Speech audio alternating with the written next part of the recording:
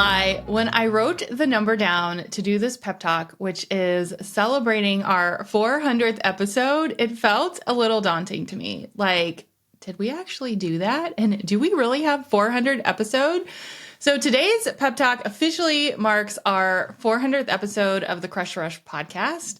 And I just wanted to sort of revisit how it started and some things that I learned along the way that might surprise you. So a lot of times that I get questions of what would you do differently if you started a podcast, and what have you learned? And so this is sort of my intentional way of asking those questions. I think one day maybe I'll teach a course or a program on podcasting. But for now, we're just going to keep it super fun and simple and celebratory, because I truly believe that having a podcast is one of the most powerful moves that you can make in business. So here's how it started.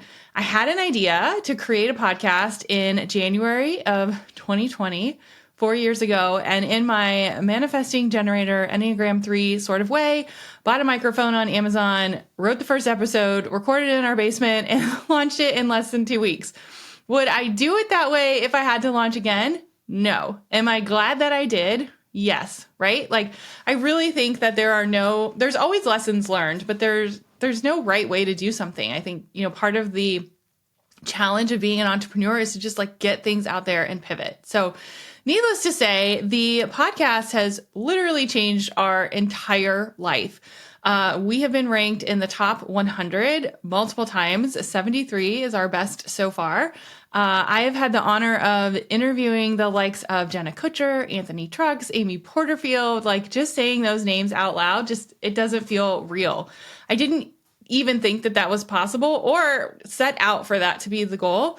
And here's the cool part. Almost 90% of our clients come from the podcast. So it's truly a tool that I love, but our clients, and I think you love as well. So I'm really, really grateful for that. But on the flip side, which I didn't intend for this to do and was just a happy accident, is it has created this content machine for us. And I love a good system. And that I talk about content repurposing a lot. So it's really been fun to lean into podcasting in a way for us to just create so much content that can help you even more. I think the other thing too is it has uncovered a passion that I have for speaking, which if you would have asked me in my corporate world, I would be no, thank you. After I left my corporate job, I was starting to see how powerful podcasts could be because we had started a podcast. And so I decided that I would go on a speaking tour because I had a little bit more time, and I was okay, let's just go on other people's podcasts and see what happens. And in true Holly fashion, I have a hard time doing things small. And in 1 year, so from 2022 to 2023, I spoke on over 300 podcasts, which means in total, including my own, I have spoken on over 700 podcasts, which again is crazy to me. It stops me in my tracks. But it's been so cool to learn so much from leaning into something that I really like to do, but also leaning into getting to know so many of you through all these amazing and different and inspiring episodes. So I thought it would be fun, after sort of giving you a little backstory, to share what I have learned along the way, because 700 episodes is 700 amazing people. It's also 21,000 minutes of interviews and 350 hours. Oh my gosh. So here's what I learned that might surprise you a little bit. Number one, most people will quit, which I share a lot inside our mastermind. But if you can be consistent, you will succeed. Even if it's the thing that you think or even if it isn't the thing that you think you should be succeeding at, right? So my whole goal is be consistent, keep going. Even if you pivot along the way, most people are going to quit and not pivot. Most people that start a podcast quit after the first season or a few episodes or a few pitches or a few editing sessions because it's not easy. It's not hard, but it's not easy, right? Life happens and you're oh man, no one's listening to this podcast. Do I really have to edit it? Or should I really pitch this person? They're never going to respond. but it's the consistency of finding that one person that's going to say yes, that could literally change your whole trajectory. So regardless of if you have a podcast or not, what if you just followed through, right? What if you just followed through? So often I hear it's not working, or I think I should pivot. My question back to you is, how long have you been consistent? I want you to answer that. When you start to feel frustrated, or you're like, it's not working, no one's responding, how long have you been consistent? And as James Clear says, sometimes all you need for exceptional results is average effort repeated for an above average amount of time. So you don't have to be perfect. I always say B- is passing. Heck, a C+ is passing, right? But we've got to do it for a decent amount of time. So that's lesson number 1. Lesson number 2 is be intentional. I think my biggest pet peeve when people show up unprepared is, why are you even doing this, right? So if I show up for an interview on their show and they have no idea who I am and they haven't thought about what to ask and they're just sort of winging it, I'm like, I get it. Everyone has a bad day, but are you being intentional? Like, why are you actually doing this? So with any content, not just podcasting, I always ask myself and ask my clients, why are you putting this out in the world? What is your intention? You don't just have to post or record to record. It has to be more than checking it off your list. Because if it's just checking it off your list, it's not the right intention. So as someone who is being interviewed, I want to know what the goal of the show is so I can help them be more successful. But as an interviewer, I want to make sure that I highlight your best work.